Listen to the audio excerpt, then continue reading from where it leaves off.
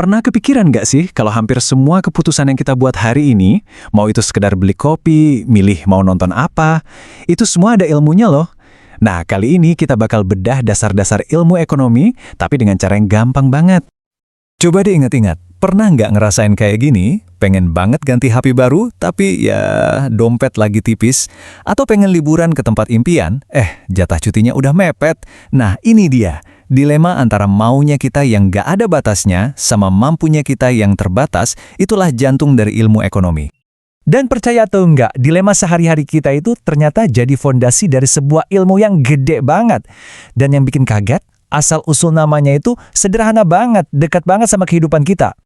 Jadi gini, kata ekonomi itu asalnya dari bahasa Yunani, yaitu oikomianomia. Kalau kita bedah nih, oikos itu artinya rumah tangga, dan nomos itu aturan atau hukum. Jadi, ya ekonomi itu secara harfiah artinya aturan rumah tangga. Sesederhana itu. Oke, dari aturan rumah tangga yang simpel tadi, kita loncat ke definisi modernnya. Ini nih, masalah utamanya. Keinginan kita itu nggak ada habisnya. Tapi sumber daya kita, mau itu duit, waktu, tenaga, itu terbatas banget. Nah, ilmu ekonomi pada dasarnya adalah studi tentang gimana caranya kita membuat pilihan pas lagi di posisi kejepit kayak gitu. Nah, salah satu orang pertama yang mikirin ini dalam skala yang gede banget, itu namanya Adam Smith. Dia ini sering disebut bapaknya ekonomi modern. Buat dia, pertanyaannya udah bukan soal ngatur rumah tangga doang, tapi gimana caranya sebuah negara bisa jadi kaya raya. Fokusnya itu ke kekayaan bangsa. Sekarang coba kita bandingin sama definisi yang lebih baru dari N. Gregory Mankiw. Perhatiin deh, walaupun kata-katanya beda, benang merahnya tuh sama persis. Kelangkaan. Mau itu di zaman Adam Smith atau zaman sekarang, inti dari ekonomi yaitu gimana cara kita mengelola sesuatu yang langka. Oke, jadi kita udah paham apa itu ekonomi. Sekarang pertanyaannya, gimana cara para ekonom melihat dunia? Ternyata nih, mereka punya dua kacamata utama yang beda banget buat ngelihat segala sesuatunya. Nah, disinilah bedanya. Anggap aja ekonomi positif itu kayak seorang ilmuwan. Dia cuma jelasin fakta apa adanya tanpa opini. Contohnya, kalau permintaan naik, harga juga bakal naik, fakta kan?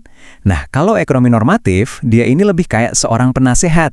Dia ngasih saran seharusnya gimana, yang isinya tuh udah ada nilai-nilai atau opini pribadi. Misalnya, pemerintah seharusnya mengendalikan harga. Proses kerja seorang ekonom itu biasanya punya 3 langkah logis. Pertama, mereka ngumpulin data dan ngegambarin apa yang terjadi. Ini namanya ekonomi deskriptif. Terus mereka bikin model buat ngejelasin kenapa itu bisa terjadi. Ini disebut teori ekonomi.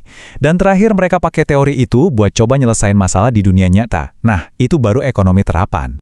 Nah, ngomongin langkah kedua tadi, teori ekonomi, wah ini bedang yang luas banget. Saking luasnya, para ekonom ngebaginya lagi jadi 2 cabang utama. Ini pada dasarnya adalah 2 sudut pandang yang beda banget buat ngelihat dunia. Analogi yang paling gampang buat ngertiin ini tuh soal hutan. Coba bayangin ya, ekonomi mikro itu kayak kita ngeliatin satu pohon aja. Fokus banget ke satu perusahaan, satu keluarga, atau harga satu produk. Nah, kalau ekonomi makro, kita mundur dikit buat ngelihat keseluruhan hutannya, ekonomi nasional, inflasi, sama pengangguran. Gambaran besarnya gitu. Tabel ini ngasih contoh yang jelas banget. Ekonomi mikro itu nanyanya, kenapa sih harga secangkir kopi segini? Atau, gimana cara sebuah perusahaan nentuin gaji karyawannya?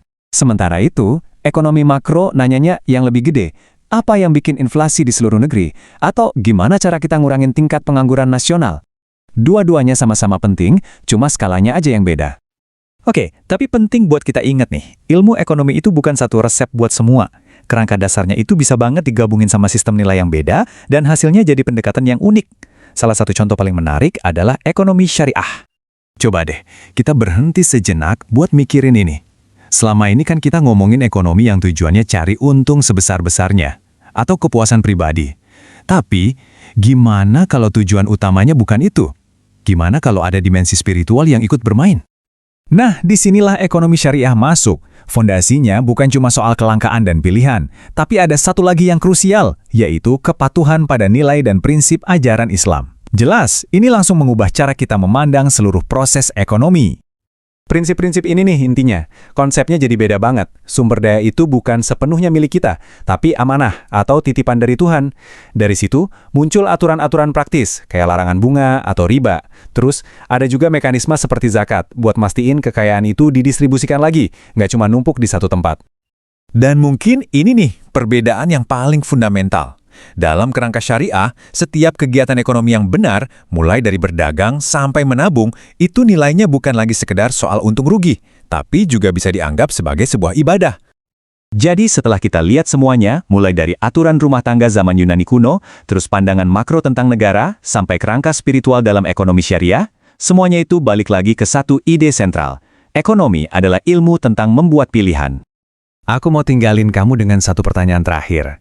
Setiap kali kamu milih antara nabung atau jajan, antara kerja atau belajar, kamu itu kan lagi mengelola sumber daya yang langka. Jadi, bukankah itu artinya kita semua pada dasarnya adalah seorang ekonom dalam kehidupan kita masing-masing?